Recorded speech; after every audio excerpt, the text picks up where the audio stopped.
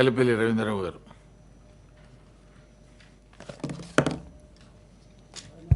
అధ్యక్ష, special mention పైన అవకాశం కల్పించినందుకు మీకు ధన్యవాదాలు.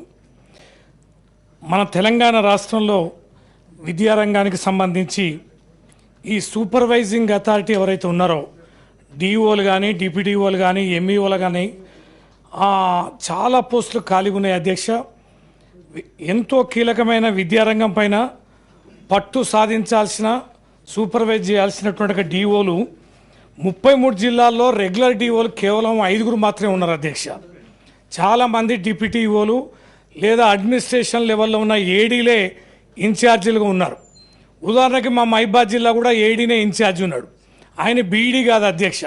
ఆయనకు నా చదువు రాదు, నా టీచర్ల గురించి తెలియదు, ఎడ్యుకేషన్ గురించి తెలియదు, ఏ లేదు. ఒక మాఫియా డాన్ లాగా విచ్చలవిడిగా బాధ్యతారాహిత్యంగా వ్యవహరించే డిఓలు, ఈ రకమైనటువంటి పరిపాలన దృక్పథం కలిగిన వాళ్ళు బాధ్యతాయుతంగా నిర్వహించాల్సిన ఎంతో గౌరవప్రదమైన ఆ స్థానానికి ఉన్న విలువను దిగజార్చే రీతిలో డిఓలు ఉన్నారు. అధ్యక్ష, అదే రకంగా రాష్ట్రంలో దాదాపుగా 56 మంది డిప్యూటీఓ పోస్టులు ఉంటే కేవలం 4 మాత్రమే రెగ్యులర్ డిప్యూటీలో ఉన్నారు. అధ్యక్ష, రాష్ట్రంలో 484 మంది ఉండాల్సిన ఎంఈఓలు కేవలం 15 మంది మాత్రమే రెగ్యులర్గా ఉన్నారు.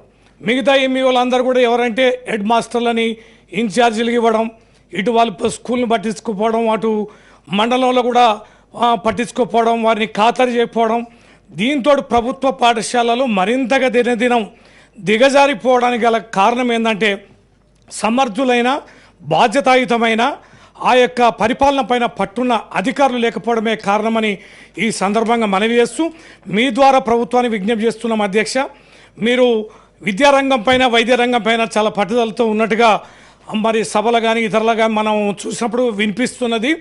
మీరు ఆ చర్యలు చేపట్టి పూర్తి స్థాయిలో నియామకాలు చేయాల్సిందిగా విజ్ఞప్తి చేస్తున్నాం. అధ్యక్ష, ఆనరబుల్ మినిస్టర్.